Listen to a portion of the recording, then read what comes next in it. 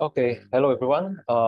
Good afternoon and also good morning for those who join us from Egypt.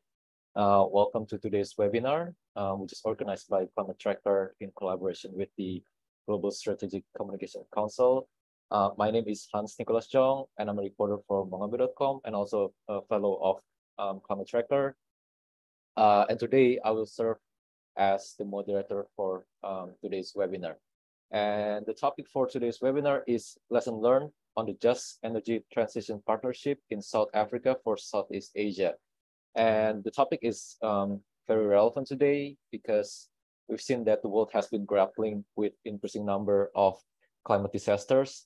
And this has led to more and more countries, especially developing ones, to commit to transition away from fossil fuels like coal to clean renewable energy. And the question on how to finance energy transition is central to the issue. We've seen announcements made recently on energy transition funding initiatives, and one of the most prominent ones is the Just Energy Transition Partnership. We've seen the announcement made in COP26 back in 2021 in Glasgow, and this partnership is an 8.5 billion venture between governments of South Africa, US, UK, France, Germany, and the European Union. And the goal is fairly simple, which is to facilitate the early decommissioning of coal-fired power plants, to mobilize private sector capital to finance decarbonization efforts, and also to deliver a just transition for citizens. And since these announcements, there have been several other countries that have expressed their interest in their own partnerships, and this includes Indonesia and Vietnam, which are one of the last passion for the coal industry because they are still relying mainly on coal to generate their electricity. And while there are obviously opportunities, there are also some challenges that we have seen in the implementation of this partnership in South Africa. And this includes the lack of engagement with civil society and also lack of transparency. And that could mean disaster for not only the country, but also the world's coal to clean transition. And the lack of available information on the details of the JETP, as well as the limited consultations with civil society, are also creating distrust between CSOs and the government. And furthermore, there are also other risks that are present in the partnership in South Africa, such as the possibility of financing for solutions to the energy transition. This includes hydrogen and also biomass co-firing, which coincidentally is also a program of the Indonesian government. And why do we need to talk about Indonesia and Vietnam? Because these two countries, as I mentioned before, they are still relying mainly on coal. And also because in recent years, there have been several developments in terms of energy transition in the two countries. In Indonesia, we've seen announcements made by the government to retire coal power plants, which is something that is unimaginable, something that most of us think will not happen until last year. And also in Vietnam, we've seen a lot of development in terms of solar power. We've seen a rapid development of the solar energy in recent years. But at the same time, we also see that there's still a lot of plan to build coal power plants in those two countries. So that's why we need to talk about these two countries.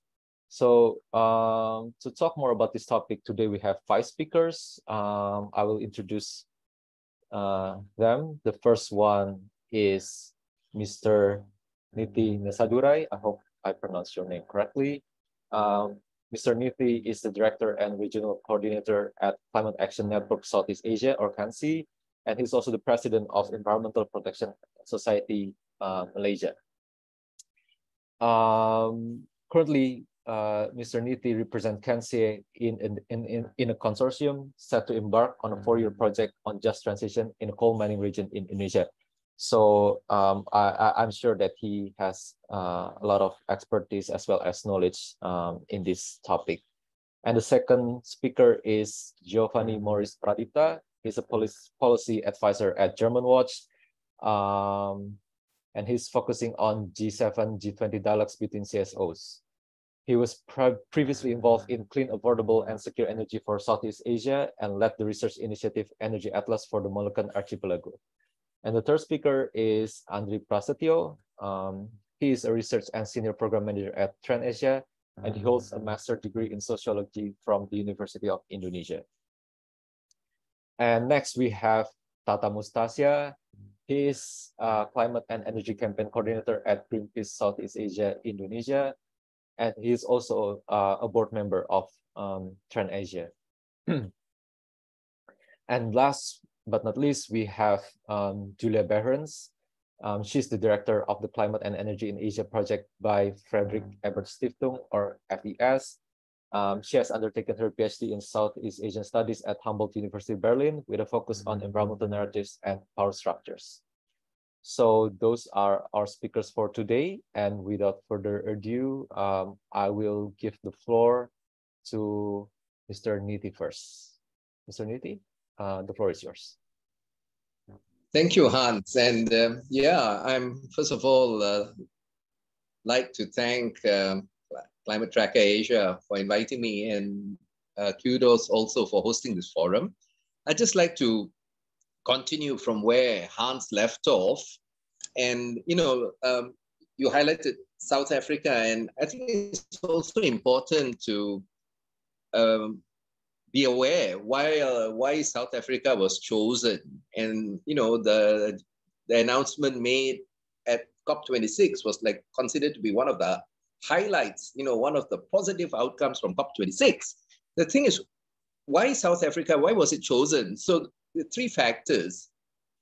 One is the highest level of, there was highest level of political commitment towards addressing the climate change issue. So, you know, at the highest levels, so they had already set up, South Africa already set up a presidential commission on climate change right out of the president's office. So that was one.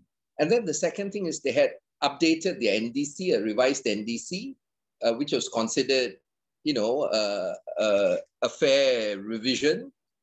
And the third thing was that they were like, you know, almost 90% dependent on coal for electricity generation. So in a way, it was to, you know, it was a process. The Jet Energy Transition Partnership was a process whereby to unlock a just coal to clean transition, which could serve as a model for the world. So that's why South Africa was chosen.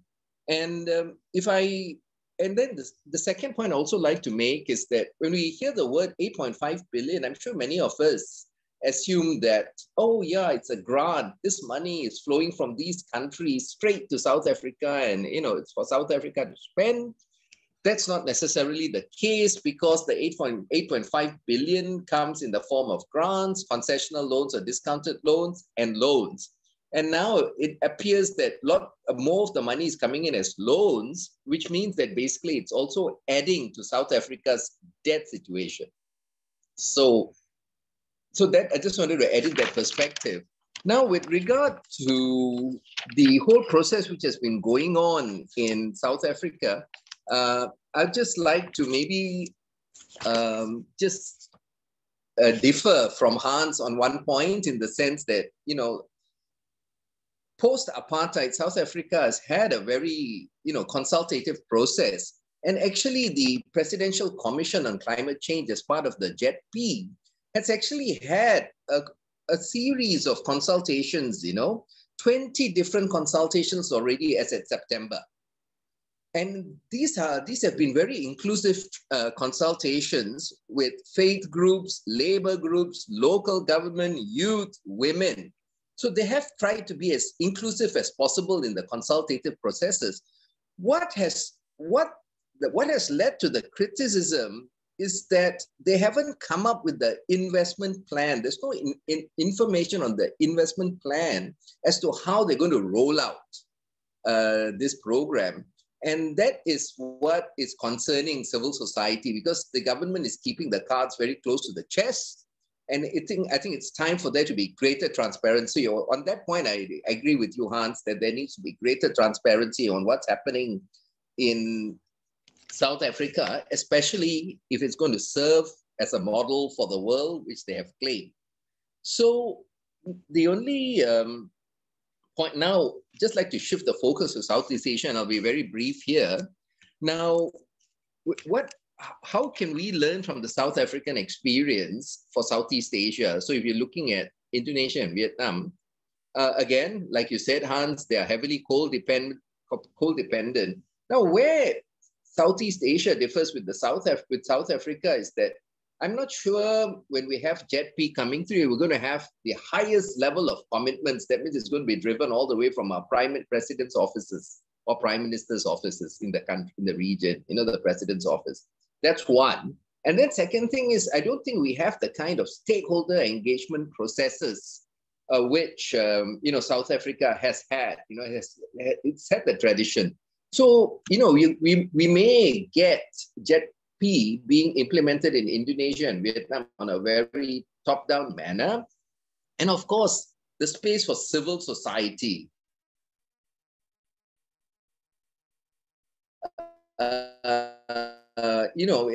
It's restrictive, as Julia is going to talk, Julia will focus on Vietnam later. So it's a different model. So we might land up having something which is very top-down, driven down, where, stakeholder consultation may just be a tick in the box where decisions are already made, we come in. So, given that situation, what I'd just like to make a few points is that if we have JETP taking place in Southeast Asia, in particular, Indonesia and Vietnam, it's got to be top-down and bottom-up. There has to be procedural justice, where all different parties, especially, to ensure meaningful stakeholder engagement takes place. That includes gender, women in particular, children, youth. The most vulnerable and marginalized communities are brought to the table, which also will address historical injustices amongst them, where they who have contributed the least are suffering the most. The second thing is there has to be transparency on the use of the money as well. It's going to come in the form of billions of dollars. So how is the money going to be used? And we have to ensure that the money trickles down to the community, the indigenous peoples, the people at the local level. And even here at COP27, we're getting reports that even money targeted at indigenous peoples, only a small fraction of them is actually reaching the indigenous people. Number three, we must push for grants, not loans, more of a grant, not loans, so it doesn't add to the debt burden. And then my fourth point is that we have to create an institutional framework whereby it becomes mainstream in government, that just energy transition, becomes institutionalized, and that alternative livelihoods are discussed with the communities, the affected stakeholders, so that it is, it leads to clean, proper, quality jobs in the future. And the final point I'd like to make is that there should not be, there should not be false solutions. And in this regard, the recent statement by the ASEAN Energy Ministers +3 meeting was very frightening, because they talk about, they talk about a just energy transition moving into low carbon technology systems such as fuel, ammonia, hydrogen, small modular reactor, carbon change technologies, carbon capture and storage, which are very frightening. So, and 15 references or 11 references to civilian nuclear energy. This is an opposite. This is not exactly where we want to head. So I'll stop here and pass the mic back to you. So back to you, Hans. So these are just some of my contributions. Thank you, Mr. Nithi, for your insights. But before I pass the mic to our next speaker, I just have a quick question, because you mentioned about the need for the model in Indonesia and Vietnam to be bottom up, to have more to be more inclusive to marginalized communities like indigenous peoples, indigenous communities. Do you think that is something that could happen? Because from what I read, the expectation is to have an announcement pretty soon in the G20 meeting in Bali. So do you think we will have enough time to be, to involve more stakeholders in the process and to have more meaningful collaboration with marginalized communities? The ability to have meaningful consultations with the marginalized communities is a possibility. And that is something we are hoping to do with the Innovative Regions for a Just Energy Transition project, which we'll be doing starting very soon and carrying on for the next 4 years. And the objective is actually to get around to the grassroots communities, those who traditionally don't have the voices heard. And there's a way of approaching them, we can't just call for a meeting and then I expect people to turn up and then we, sit around a table, maybe in an office somewhere and then talk to them and say, oh yes, we have consulted the community. No. We need to get down to the ground. Yet when the announcement is made, Hans, I hope that it's the beginning of the process and it's not a point where the announcement is, oh yes, by the way, we've already consulted the community and this is what we're going to do. So I hope the announcement is to show that it's the beginning of the process. And that subsequently, after the announcement is made, that the meaningful consultation takes place. All right. Thank you very much, Mr. Nithi, for your answer. And next we have Giovanni from Germanwatch. Yes. Thank you for the chance, Hans, and also Climate Tracker. My name is Giovanni. I'm joining actually from Indonesia right now from one of the side events of G20, which is interesting because just a few hours ago, Minister Luhut announced that there will be an announcement, and he said that the focus will be on cheaper technologies. Which brings me back to the focus. The problem that we also see, Germanwatch, but also the discussion with our friends in the community is that when we talk about energy transition, and then now that the name of the partnership is Just Energy Transition, we always talk a lot about technical things.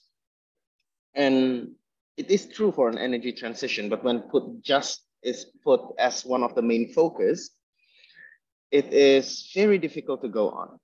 Forget about just energy transition and the definition. Even in Indonesia, I think our colleagues know even better than me that we have even a very different definition of renewable energy in Indonesia, what we call as NRE. Now we want to talk about just, which for every people, every community can be different. And then it goes on to belief system, it goes on to the humanitarian condition at that place and so on. So, those are the difficulties, but as CSOs, we probably have the unique position to talk about this in outside perspective, where we do not see the regulation as something that we have to tinker because of power, but really, especially to protect, like Nithi already explained, for the vulnerable people and the people who really, really needs it. I guess that's why we have to remind ourselves all these concepts, transparency, equality, and so on and so forth. We know from our sides that it is good, but even among CSOs that we disagree about the principles. So what we found out is that is maybe something that we also need to talk about, that we also have to have between ourselves a common principles that we can put on, look back, reflect on, so that this process of JETI that is difficult, pull both technical and regulation side and so on, can really go on and be beneficial for everyone and leaves no one behind. Thank you. Probably back to us.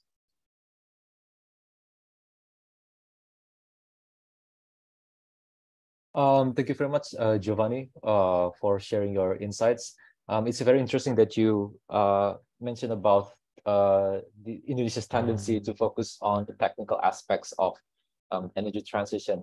Can you share why do you think that's the case, and do you think there is something that could change in the future? And you also mentioned something about the need for consensus, a common definition of what does it mean to have a just transition. Do you see the process to have that consensus, to have that common agreement on, a definition to be something that is going to be easy, or do you think it's going to be pretty difficult considering the current circumstances that the civil society in Indonesia are facing? I will say difficult, yes. Possible, also yes. The problem is maybe this whole JETP thing is something that new for everyone, and and a lot of members of society that probably never heard about energy transition suddenly heard about it, and because there is word just in it, they want to be involved, right? So there are also new voices, which means that the discussion hopefully become much more mainstream. What probably is needed is that we have to first set a base definition of everything, both about the just and energy transition that is right and beneficial to our goals, which is carbon emission reductions, which is energy that is accessible for everyone, and so on and so forth. But also at the same time, before we even go to like numbers, gigawatt hours, how much money that really needs to be there and so on, we have to first probably stop back and think and reflect a bit to the back. Why do we even actually have energy in the first place? We want to have energy so that we can develop, so kids can read at night and study, for example. And this is something that people often forget. We have now the PLN statistics says 99% of Indonesian is electrified. But ask anyone in the room, especially in Eastern Indonesia, those lamps doesn't turn on 24 hours. These kind of questions needs to be first asked. We need proper parameters and so on. Yeah, thank you. Thank you very much, Giovanni. Very interesting. Next, we have Andri Prasetyo from Trend Asia. The floor is yours, Mas Andri. All right. Thank you, Mas Hans, and thank you everyone for inviting me to this great speaker. So JETP is reasons burning issues for now, not only in a COP, but also during the G20. But we emphasize that the JETP it's actually for a mechanism to support countries in their transitions away from coal. But now there are concerns that there is an original focus of the JETP to retire coal power plant, or even to move away from coal, and to be not coal dependent country is getting loose. And we are not sure what kind of the directions of JETP for now, since in South Africa it's getting loose. Even the hydrogen is also supported by the JETP. And another thing is back in the process, JETP really doesn't represent a good part of the energy transitions governance, which is transparency. It means that at the first time JETP named several countries and mentioned several countries, there is come up the Senegal. But Senegal, it's neither a large coal producing countries or even significant coal consuming countries. So what is the justification Senegal is put on the list? there is a lot of argument that put us is that Senegal is part of the project that would be just potentially exploited by the gas and put the Senegal in the global gas supply chains to support Europe or to support other countries. So it's really questioning at this time, because what kind of the ultimate goals that JETP won. If we can compare with the first initiative energy transition mechanism, such as from the IDB ATM, the IDB ATM is quite clear, even though there is a lot of critical notes, but they want retirement, even though for now they're changing into coal retirement, which is it don't have to be early coal retirement. So it's really questioning what kind of the ultimate goals that JETP won. Another thing is regarding to the JETP is the most critical aspect is we always get a sign that the JETP indicate as a savior in terms of energy transitions, and then it's indicate a savior capital moving fast, but how to make sure of the directions, how to make sure the accountability, how to make sure the transparency and accountability. How do we know the money? It's where ends up where they say, because JETP will JETP also ensure and disclose the name and sectors of locations of project of the JETP. If the Indonesian government or another countries in Southeast Asia doesn't really know, is that going to retire coal power plant or just put every so-called green project in the bucket? So it's like we're really waiting the sign that what kind of the ultimate goals by the JETP. Another thing is JETP has the risk, a significant risk that JETP could fail the most critical elements to just transitions if the donor countries, especially international partnership group and other related institutions, just simply issue a debt or loan and do not provide significant grant or even concessional finance. So those developed countries involved in several developing countries in South Africa, in Senegal, in Indonesia, in Vietnam, and another. They are the one who leading developing countries to be the fossil fuel dependence at this past decades. For example, like investing on coal, investing on gas, and for now they want to bring such a new initiative, which is called JETP, but they just only bring the initiative as new form of debt. There is no sufficient guarantee. There is no guarantee that would be also concessional finance that help developing countries to move away from coal. So I worried that the JETP is really just another form of debt of loan that would lead to a debt distress and a problem with the developing countries, because we don't know that there is no sign in COP, in the G20. Everyone is really discussing the pro-gas. Everyone is trying to develop a pro-gas alliance. We need the progress, not the pro-gas, absolutely. But in the process is, what if the developing countries just retire coal power plant, for example, with a huge amount of money, and then the space remain by retire the coal power plant would be just build the other fossil fuel power generations from gas. So there is a huge form of debt, huge form of stranded asset, and the debt or the loan, it would be really wasteful if there would just be filled by the fossil gas, not renewable energy. So I think that's my concern to discuss it first, Hans. Thank you so much. Thank you so much, Mas Andri, for your insight. And it's very interesting to hear all these questions that you ask, because apparently it's quite clear that there's still a lot of questions that need to be answered when the JETP is announced. And also you mentioned about I think this touch back on the issue of transparency that Niti had mentioned before, because even for those who are closely monitoring this issue, there's still a lot of questions, that have no clear answers until now. So thank you. And next we have Tata Mustasya from Greenpeace Indonesia. Mas Tata, the floor is yours.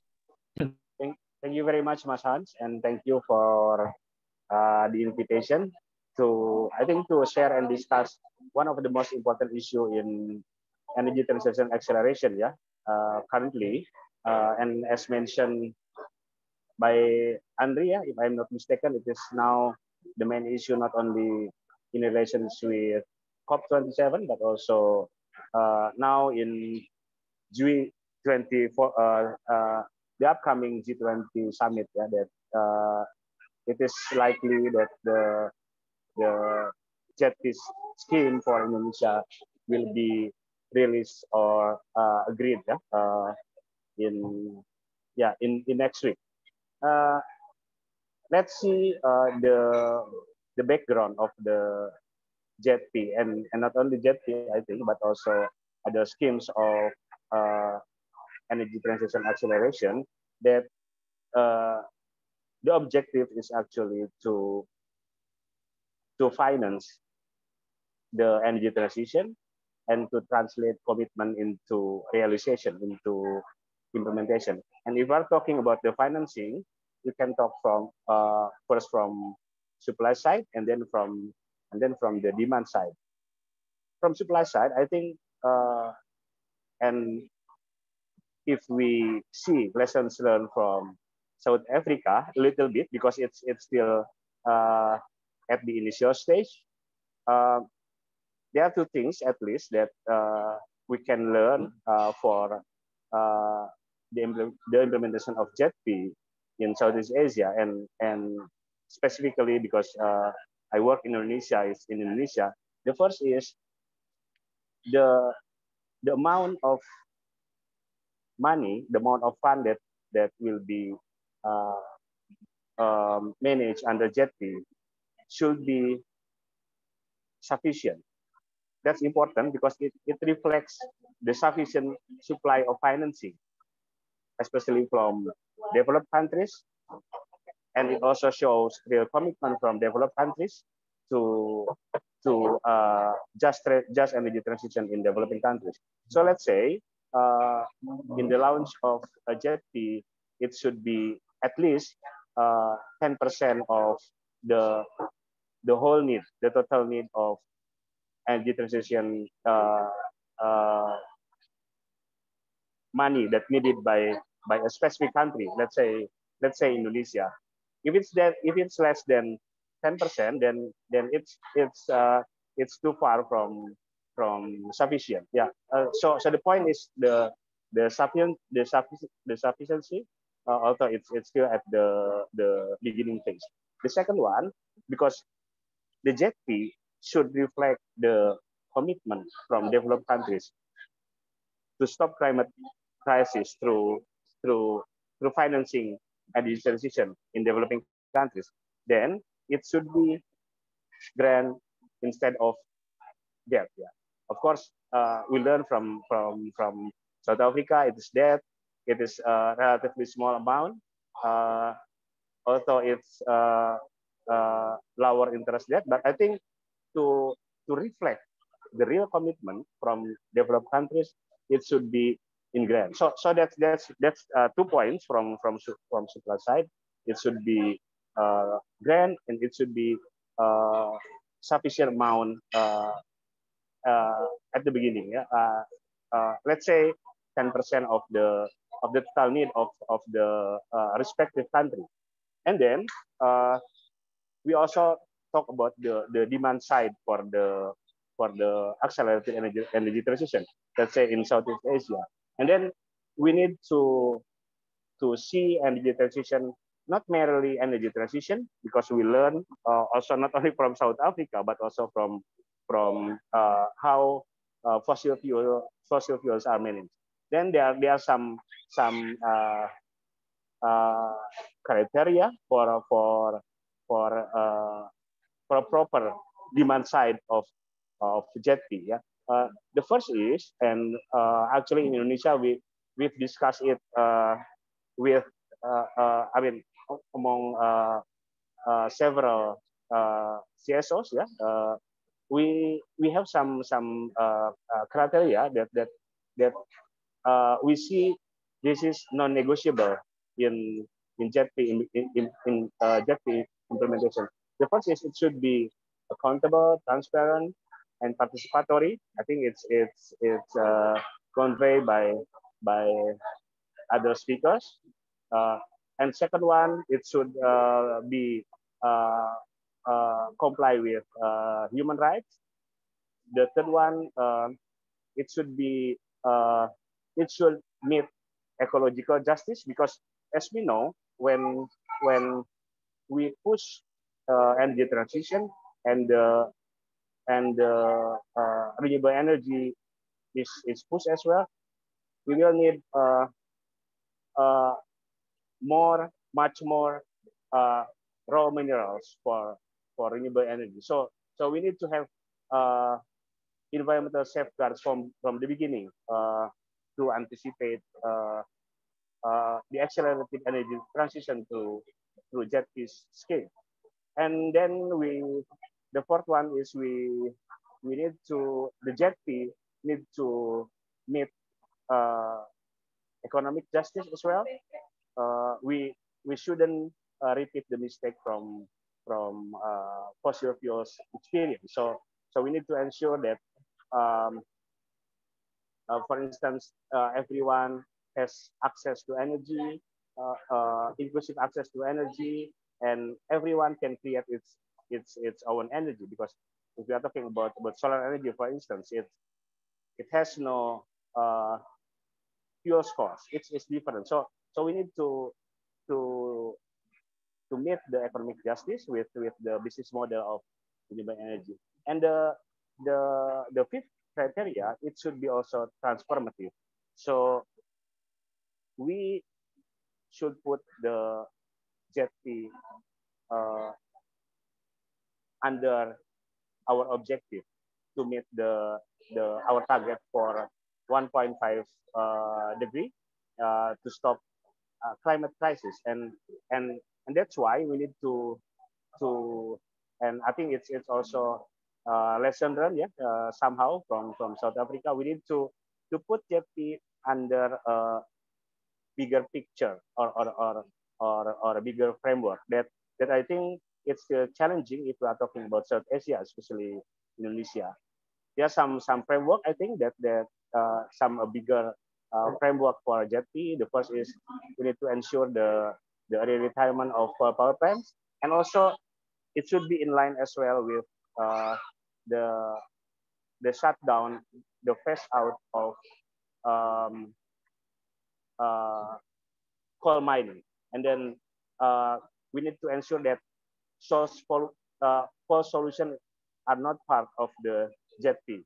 We know in Indonesia various types of coal solutions, such as co-firing, and then biofuels is put under the so-called new and renewable energy bill. So that's important as well to prevent the JETP from the false solution. And then I think it is also important to put the JETP under the bigger framework of energy transition plan, and also institutional reform. We have in South Africa, we have ESCOM, in Indonesia we have PLN. The JETP will only work if it is in line with the implementation of institutional reform. I think that's from me, Mas Hans. Okay, thank you very much, Mas Tata, for your insight. So you mentioned a bit about the need for the funding to be sufficient for the energy transition. You mentioned it shouldn't be less than 10%. If I'm not mistaken, it is expected to for the JETP Indonesia to have at least $10 billion in value. Do you think that that figure is something that's enough? Do you think that covers the 10% that you mentioned about, or do you think that there needs to be more if you're looking at the amount of funding that's actually needed for Indonesia? Yeah, I think we expect, I think, at least 15 billion USD. Yeah, if you want a sufficient amount of initial financing, because in Indonesia itself there is still various version of the need of total financing for accelerated energy transition.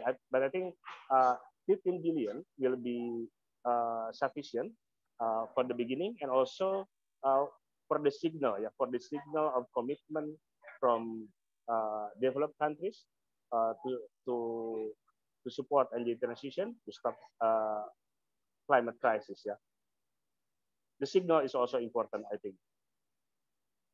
Okay, thank you very much, Mas Hatta. And next we have Julia from Fredrik Ebert Stiftung, and I believe she will be able to talk more about Vietnam. So, Julia, the floor is yours.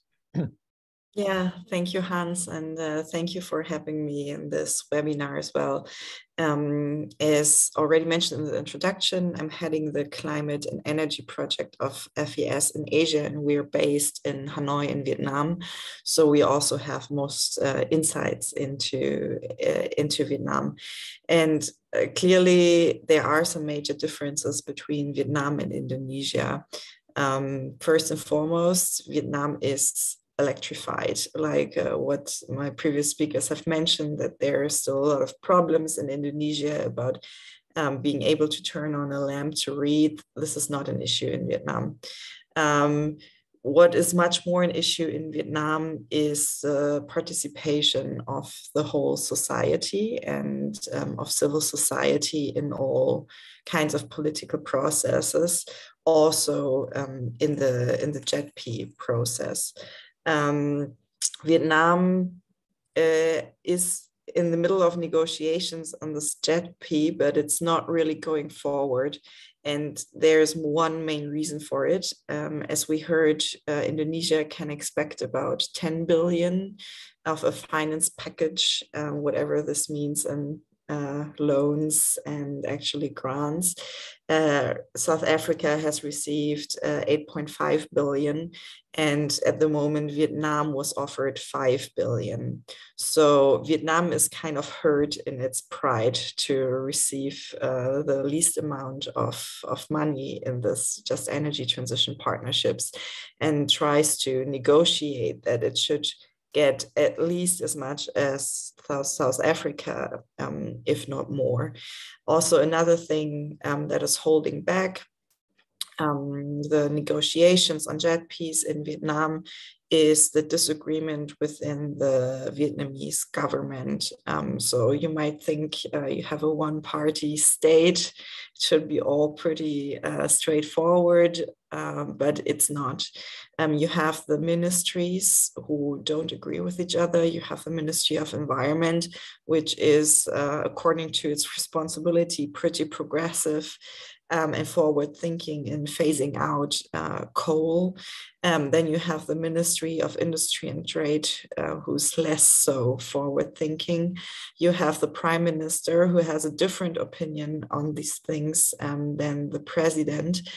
So there's a lot of internal discussion and power play happening within the Vietnamese government, which doesn't make the negotiations any easier at the moment. And it's also really hard to look inside for the outside actors as to what could help this process. So I wouldn't be too confident in expecting an announcement of this JETP with Vietnam at G20.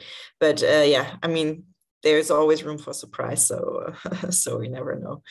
What is the issue that I mentioned in the beginning with the participation of civil society organizations in Vietnam? I mean, you're all working in the field, so you've probably followed the developments in the beginning of this year in Vietnam, where Hang, the director of Green ID, of an organization that is at the forefront of energy transition in Vietnam, was arrested for tax reasons and has been convicted to 2 years in prison.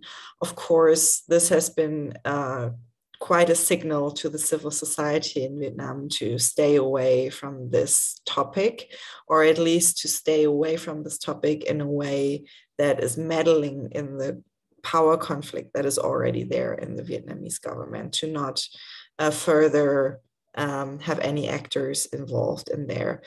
So looking at a consultation process with many stakeholders, multi-stakeholders, as we have had it in South Africa, of course, not to a completely satisfying extent, but at least it was there. This is not gonna be a possibility in this way in Vietnam. And then, of course, there's a question, if you don't have this mechanism, if you don't have all the stakeholders involved, in how far is a just energy transition partnership then actually just? The Vietnamese government argues it is just because it will help to keep energy prices down and still be able to provide energy for also the poor parts of society in Vietnam. So this is the understanding of just that the Vietnamese government is working with. And the question now is how the G7 countries will agree with this definition and in how far they will actually push to extend this understanding of what just means in this energy transition. And at the moment, it looks like that this narrow definition won't be a deal breaker for G7 to support Vietnam, and that the situation of civil society won't be a deal breaker for the just energy transition partnership for the G7 countries. Of course, this is when you look at how this definition of just changes, this is something that we need to watch closely, because the whole climate justice movement, it has relied on kind of occupying this narrative or this idea of what justice means. And now when other actors come in and trying to redefine it, which are in a very powerful position, we have to watch closely that the movement isn't losing its stance on defining what justice actually means.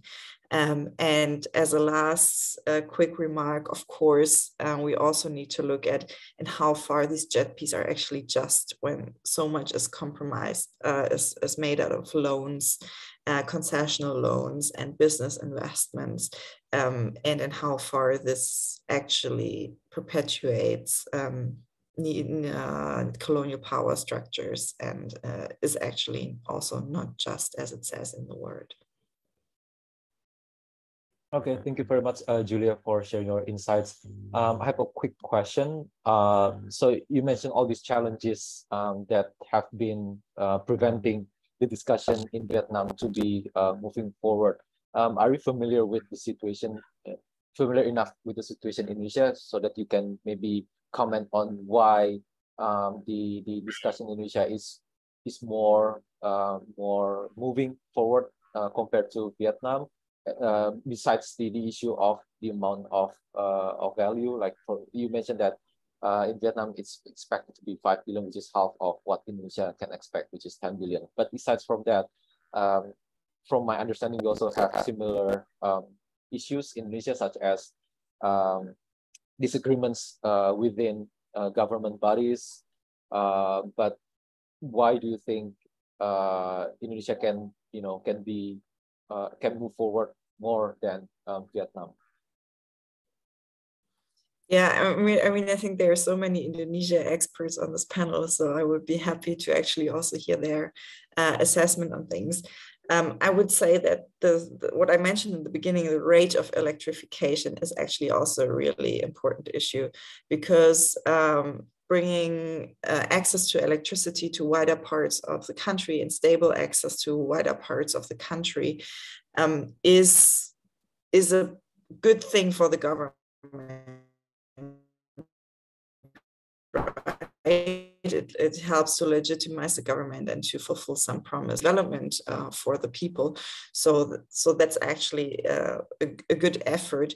And I'm not too familiar with the power struggles within the Indonesian ministries and how far they agree or disagree. But I like the Vietnam. The situation in Vietnam is at the moment, it's, you know, not only in the regard of energy transition, but in regards of many political fields at the moment, it's stagnating because, because there are unclear responsibilities, a lot of reshuffling of responsibilities. So this is not only true for the field of electricity, but generally we have a kind of a stalemate in Vietnam, political Vietnam at the moment. And I feel like there is much more movement and much more open discussions happening in Indonesia as well. All right. Thank you very much, Julia, again for your answer. So we've heard from our speakers about various topics related to the Just Energy Transition Partnership. We've talked about the need for more funding. We've also talked about the need for to have common consensus on the definition of just transition. And we've also talked about the need to have a greater transparency and more inclusive participations in the process. So right now I'm gonna open the floor for Q&A. So we have until, we have around 30 minutes for Q&A. So for those who have any questions, feel free to ask them. I believe we can unmute anyone who wants to ask a question, right?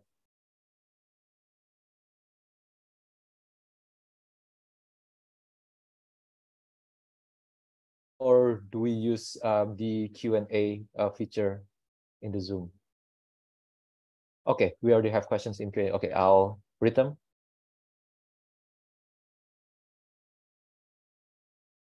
So we have a couple questions. One is from Hartatik. Hello, Hans. I'm Hartatik, a journalist fellow to cover G20 from Indonesia. Okay, so her question is, she wants to address these questions to speakers from to all speakers. I think she doesn't mention specific speakers. So this so anyone who wants to address these questions, feel free to do so. So the question is, Indonesia needs around $30 billion to finance the energy transition in the country, one of which comes from the JETP partnership. From the perspective of the outside world, how to assess the commitment of the Indonesian government in accelerating the energy transition, considering that Indonesia will only reduce the use of fossil energy significantly in 2050 to 2060. Anyone who wants to tackle this question? Yeah, I'd like to respond, Mas Hans. Okay, sure. Mas Tata, go ahead. I think the three questions are related to each other. Yeah, if you are talking about the commitment from the Indonesian government and pitfalls, for instance, if you are talking first about the pitfalls, the first one I think is the current situation of the untransparent and relatively the situation that the Indonesian government is hesitant to discuss and to receive feedback from various stakeholders, including from civil society organizations. And now it's really happening before the G20 summit. Yeah? The government is not open and really restrictive to criticism, to feedback, to input from various stakeholders. I think this is important because the correction of the JETP is something new. even for South Africa, is really new, and that's why the correction, the input from various parties are the key for us to continuously improve the JETP, conceptually and its implementation. And the second one, I think the pitfalls for Indonesia to make JETP works to accelerate energy transition is how we can have a consistent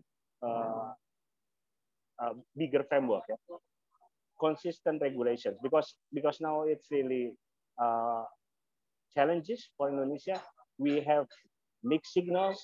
The government talks about accelerated energy transition, talks about the importance of clean energy acceleration, but at the same time, the government somehow already provide incentives for this, but at the same time, the government also provides incentives as well for fossil fuels, for coal, and this is important for us to have consistent framework, how we can provide incentive for clean and renewable energy, and at the same time provide these incentives for fossil fuels. So it will be a clear signal instead of the current mixed signal from the government of Indonesia.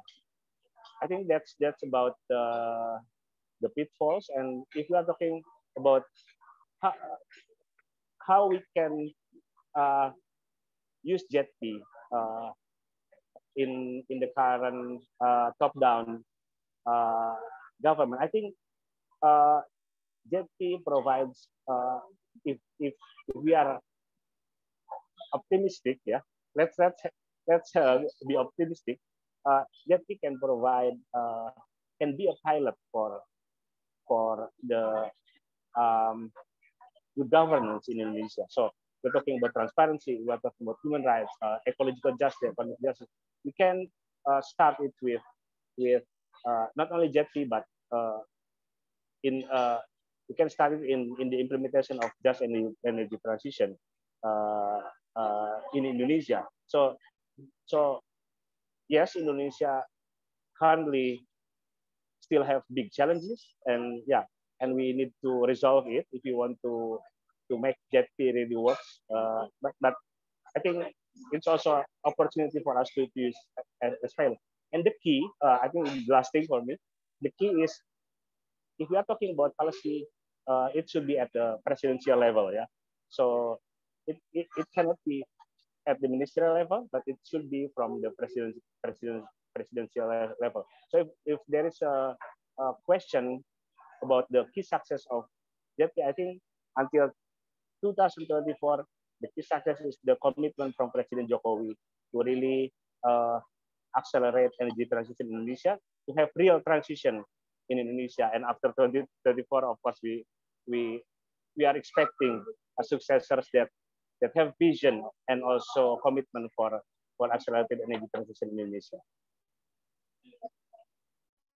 Okay, thank you very much, Mas Tata. So I know this question is about Indonesia, but I'm really interested in knowing more about Vietnam, because Mas Tata mentioned about the mixed signal that the Indonesian government is sending, because and on one hand, it says that it is committed to energy transition, but at the same time, it also is also still planning to build coal power plants in the future, with many coal power plants still in the pipeline.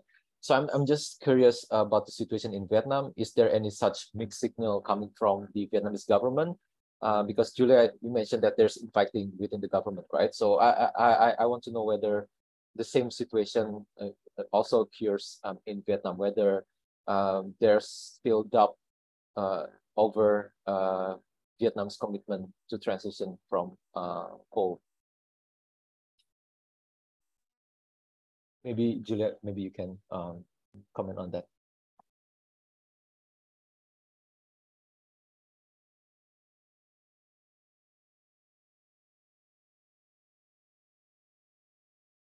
Okay, I think we lost Julia. Sorry, I got kicked out and I just okay. Okay. So Jeez. no worries. I was just saying, we just heard from Tata.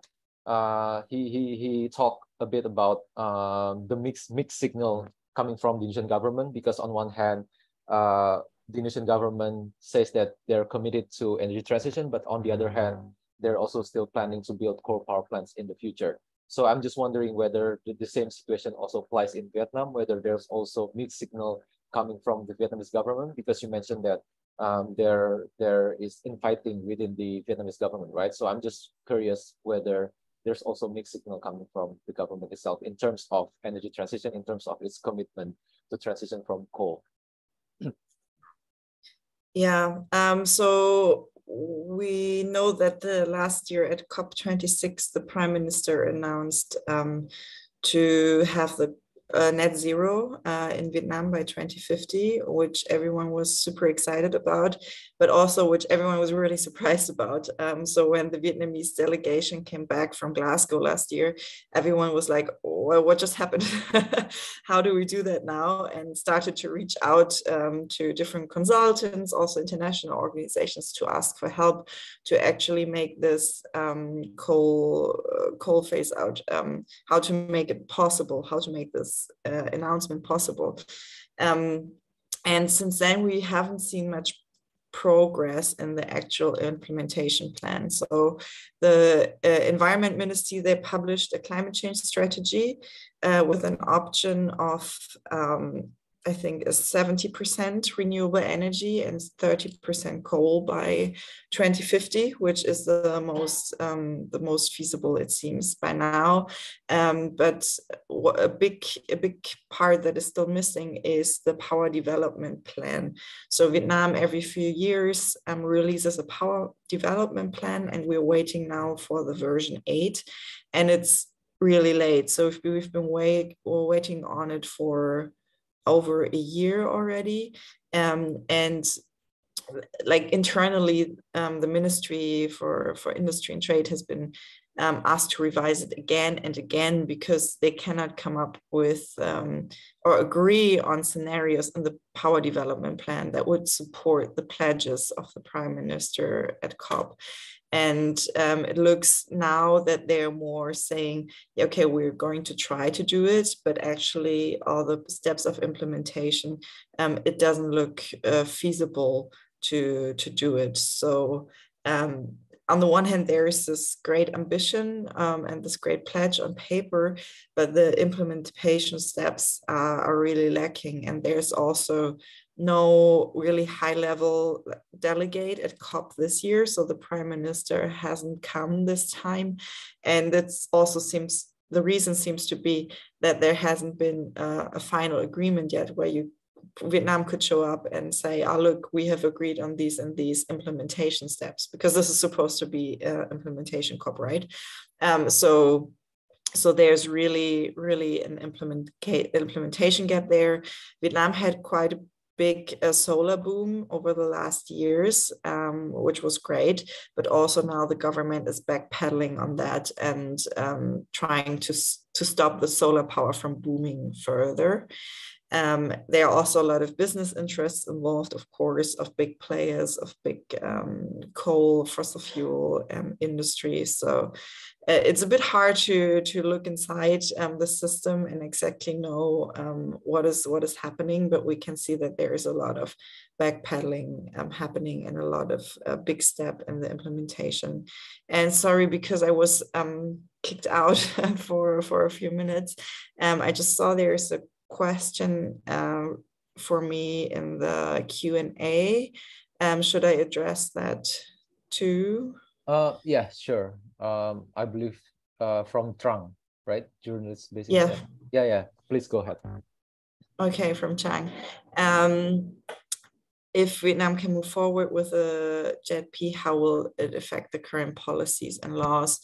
I mean, if they manage to get an agreement on JETP, I think it could help to improve the legal settings on enabling renewable energy, and hopefully it could also help in improving the grid, because at the moment we have the we have a bit of a grid problem, that it's very centralized, and renewable energies can be have the great advantage of being decentralized.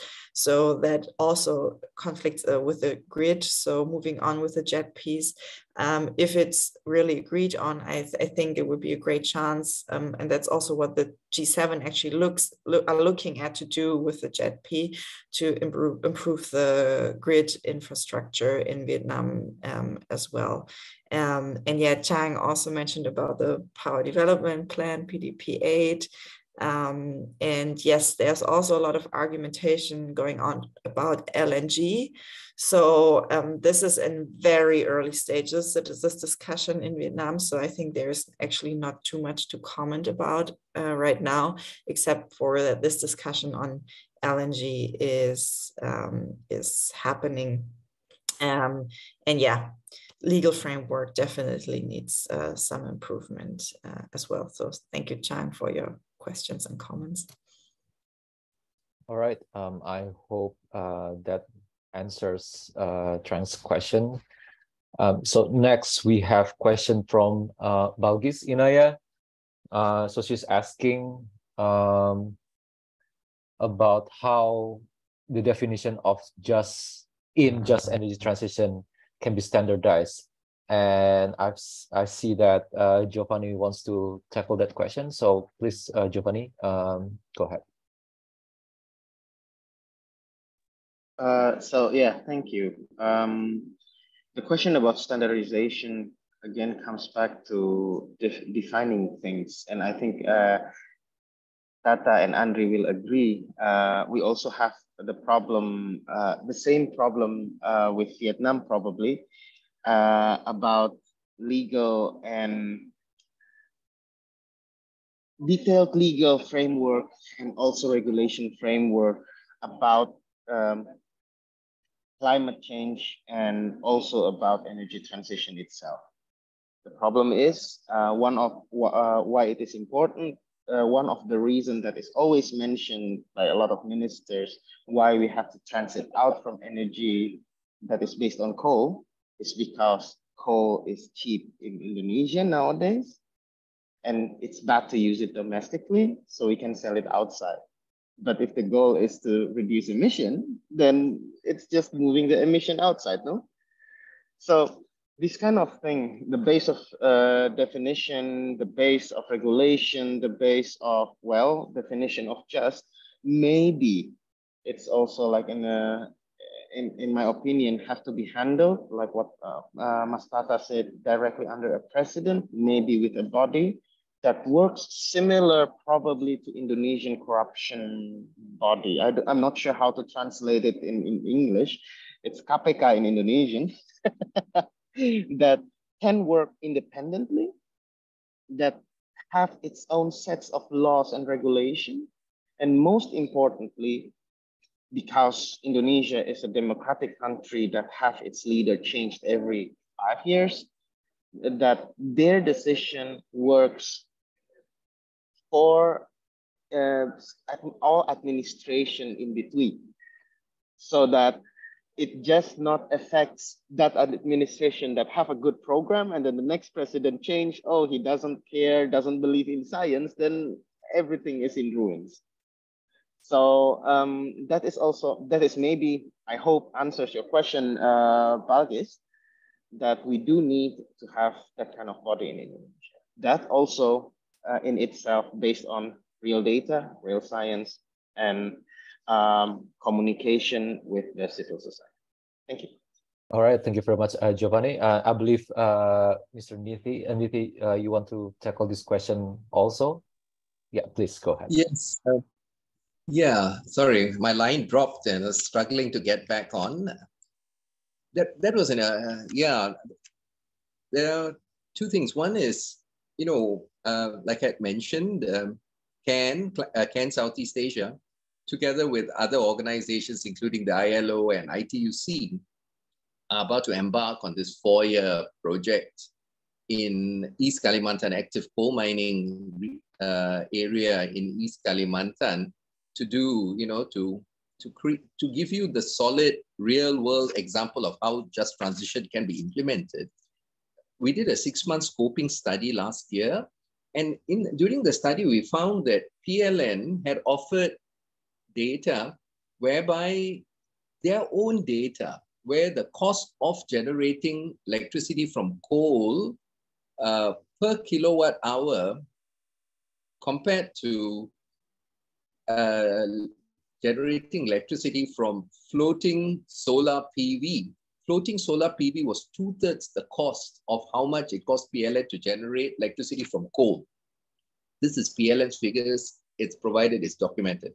So that excuse, that coal is cheap, we have to rely on it. From an economic perspective, it doesn't carry water. So that's one. Then the second thing is, how do you, the point made, like when the new president comes, so this has to be done at the highest political levels. And so you have to create that institutional framework, which is what I had mentioned in my opening remarks, create the institutional framework and to mainstream and implement just energy transition across all ministries and across all levels of government. So then it's not subject to new leadership taking over, a new party winning in the next election. So that's important. And also the part of the institutional framework is to have that institutionalize the consultation processes, whereby that's institutionalized, where all, the federal, provincial, local governments have this mechanism to continually engage with the communities, especially those who are the most vulnerable and who usually do not get a seat at the table to talk. And finally, proper definition of just transition. I think it should cover the elements of, the word here is justice. So it should cover the elements of procedural justice, who gets a seat at the table. And, so it has to be representative, distributive justice, who benefits from the process. And so in the point made by Tata earlier, that it has to be transformational. We cannot have a situation where we move from one state to another, from where we are today to where we get to tomorrow, and nothing has changed. The gap between the rich and the poor is still there. The marginalized continue to remain marginalized. We cannot have that. It has to be transformational, and that has to be there. So that's the element of distributional justice. And the third element is the historical justice, whereby those who have been marginalized in the past, all the grievances are addressed, whereby they are not repeated in the future. So that's how I see that, the just energy transition partnership can happen. And like Julia mentioned earlier, this word justice, just energy transition, is actually getting perverted. And in the ASEAN Energy Ministers meeting, we had in September, the use of the just energy transition is bizarre. It's the opposite of what we are talking about. So we have to be very aware of that.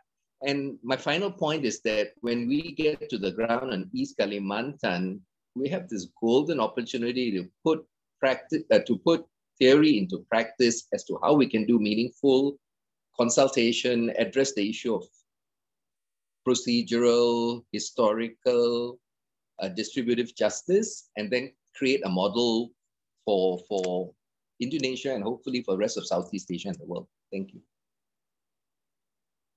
All right. Thank you very much, Niti, for your answer. So we still have a couple questions. Next, we have a question about inclusivity, about participation. How do you ensure inclusivity in Indonesia's very much top-down energy planning? So I believe our speakers have mentioned about this before, but maybe and if there's anyone who wants to add anything to this topic, feel free to do so. Maybe anyone can briefly add something to this topic. Yeah. From me, I think to ensure participation in the JETP implementation, it should be agreed by together by both the developed countries that involved in the JETP and also from the recipient countries. So basically, it should be agreed as specifically and clearly and in details and how to carry out participation in the and accountability and transparency in the JETP implementation. All right. Thank you very much, Mas Tata.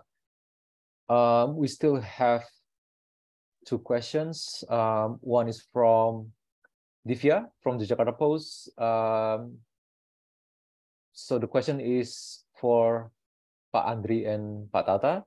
How do you see the implementation of JETP Indonesia considering the progress of ETM? This is Energy Transition Mechanism, if I'm correct, which is now carried out by PT SME.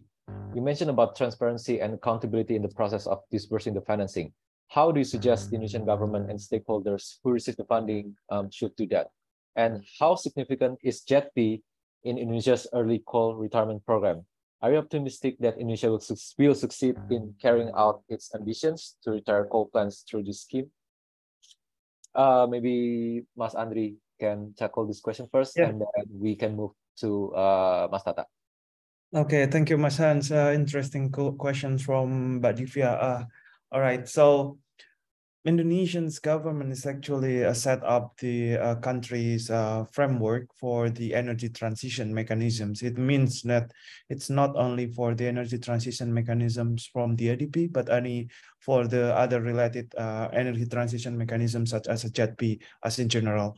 So I think it's if we discuss about how the implementations about the ETM and then PT SME, I think it's important things is it's about the priority and the pathway from the government. PT SME is set up by the government, so they would actually, as a financial institutions, they would not really align with the Paris Agreement if the to the scenario 1.5, if the government still asking about the several projects to support, for example, like the fossil gas development and any kind of false solutions such as coal gasifications, perhaps, or another things such as the co-firing hydrogen, ammonia, or even with the biomass.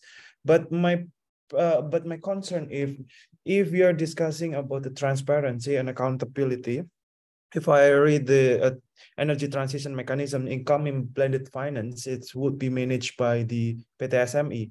If we get the energy transitions fund from ADB, for example, or from the JETP, that will be managed by the SME.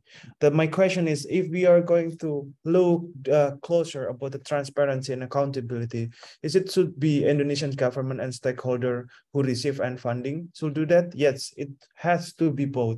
For example, like it's not only Indonesian's government that could have a transparent and accountability, but another financial institution, international finance institutions, multi-development banks, and then including the financial intermediary lending, for example, like if that's any. Another thing is any other institution, international finance institution should disclose what is the project they want to finance, where is the project, and how the project should be done, and what is the target. So it's not supposed to be only for the government. If we are going to discuss about the just energy transition, it's not enough to have a consultation or socializations. It must be discussions on the table. So socialization, consultation is absolutely not the way transparent and transparent accountability and participatory aspect, that it's part of the good governance. It's the good governance as part of the energy transition.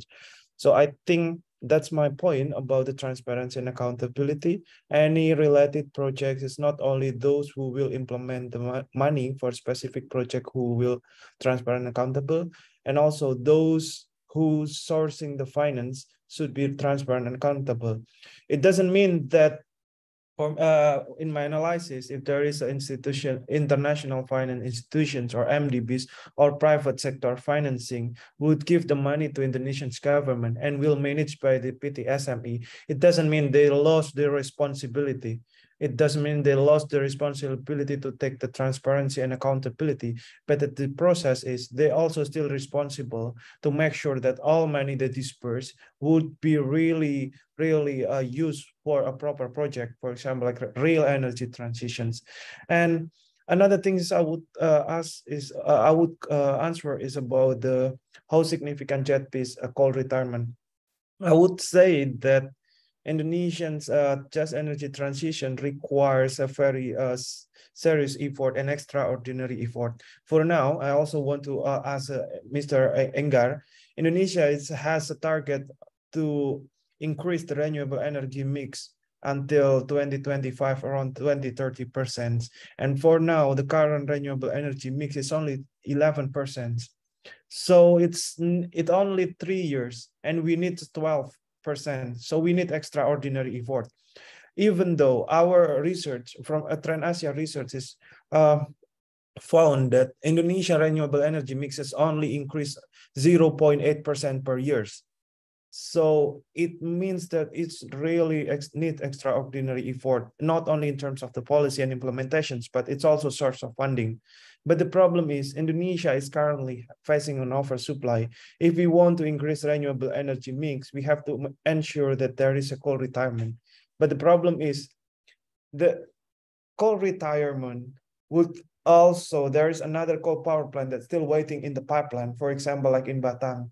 And also the government just launched the operations of the Tanjung Jati B in Jepara. So the room for renewable energy development is really limited. And then another risk is JETP would come, a huge amount of money to help coal retirement. Is it going to be success? It depends of the choice for the government during the transition phase. If the government just want to convert several coal power plant in the RUPTL or energy infrastructure plan to be the gas power plant, that would be really wasteful chance for Indonesian's government to increase the renewable energy mix. So coal retirement would be a success if the JETP really allocate the money with the sufficient grant. If there is a new form of debt or loan, Indonesia is really struggle for it. And another thing is, it's two different things, early coal retirement or coal retirement. Because ideally, the energy transition mechanism initiative such as a JETP or ATM from ADB should address the early coal retirement, which is addressing coal power plant that have a 10 until 15 years of operation, so they can compensate the rest of remaining a time of operations to be calculated as the economic benefit, not to produce the emissions.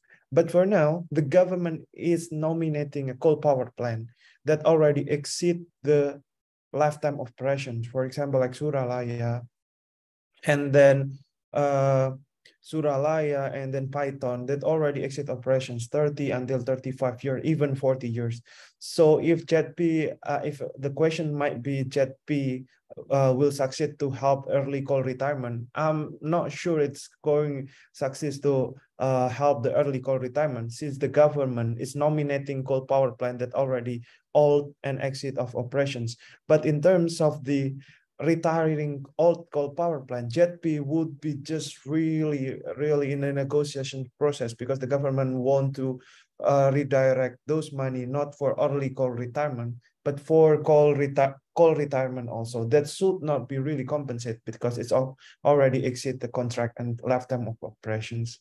Thank you, Mr. Hans. I hope it answered Ms. Divya questions. Thank you. Yeah, thank you very much, Mas Andre. And I believe you also answered the last question from Enggar, right? Because you mentioned good policies to increase energy transition in Indonesia. So, and unfortunately, we don't have more time because we are supposed to end this webinar at 2:30 p.m. Jakarta time. So I have to wrap up this webinar. So thank you very much for all of our speakers. You've all been very insightful, and hopefully this webinar can help those who want to write about this topic to get better understanding on these very, very important issues. Also, we still have some minutes for final words. Maybe just quick 1 minute for each of our panelists. Maybe we can start from Mas Tata. Yeah, JETP should be a clear signal that both developed countries and developing countries really has a real commitment to accelerate energy transition. So stop mixed signal and then we can have real energy transition and stop climate crisis. Okay, thank you very much, Mas Tata. Next, Nithi. We should use the JETP offers a tremendous opportunity for countries in our region, and we should use it as we should use the opportunity to bring about a transformational shift which accelerates the implementation of renewable energy solutions while providing justice in its implementation and providing safeguards to all communities during the process. All right, thank you very much, Nithi. And next, Mas Andri. A few words. All right. Yeah, JETP and another form of climate and energy transition initiative would only really success if the government really focus to support the early coal retirement. And another thing is to stop giving a mixed signal, as Mr. Tata mentions, that the government should only focus on renewable energy development rather than seeking a new kind of opportunity to develop fossil gas or another fossil fuel derivative product. And another thing is, if we are going to discuss about the just energy transition, it needs a huge amount of money. So good result is not enough. It's also good a process. It also should be transparent and accountable. And another thing is JETP in the process or another kind of climate initiative should leave a legacy that energy transitions should be really inclusive to any kind of the related party. So I think that's my concerns. I hope that JETP would give us a hope rather than just give us a miserable new kind of initiative that ended up with a new form of debt. Thank you. All right, thank you very much, Mas Andri. And then we have Giovanni. A quick closing statement. For me, there are two messages in the sense. One, well, like I reminded from the beginning, don't forget the basics of all of this discussion. And second, JETP is good. It is a chance for us, for Indonesia, for Vietnam, for Senegal, for South Africa, for India too, to go forward with the energy transition. But we have to remember JETP is only one of the tools that the whole energy transition process that is not yet optimal will be going. So we have to support it, yes, but at the same time, we don't forget that this JETP is not, let's say, the final tool or anything. We have to be more ambitious. We have to try to get our process of energy transition and mitigation of climate change quicker than ever. Thank you. All right, thank you very much, Mas Giovanni. And last but not least, we have Julia. Please, Julia. Thank you. Yeah, so we need just energy transition. We really need it. And we need the G7 countries and also other countries with historic responsibility in the climate crisis to step up and finance things. So it's a step in the right direction, but we need to really watch the space that it is just in our understanding and not in their understanding through financing mechanisms, but also of which stakeholders are included in the countries. So we, like at FES, we will try to lobby for it with the German government and try to support all of you also to lobby with your government that it's really a just energy transition. All right, thank you very much, Julia. So before I wrap up this webinar, we will do a quick photo session for our panelists. Yes, so everyone, maybe someone can help in taking the photo. Yes, I will take a screenshot of the screen, just real quick. Okay, 1, 2, 3. One more time. 1, 2, 3. Wonderful. Thank you so much, everyone. Thank you, Hans. Thank you so much, everyone. Thank you. Thank you, everyone. Thank you. Thank everyone. you. Bye-bye. Have a good day. Thank you. Bye. Bye, everyone. See you all.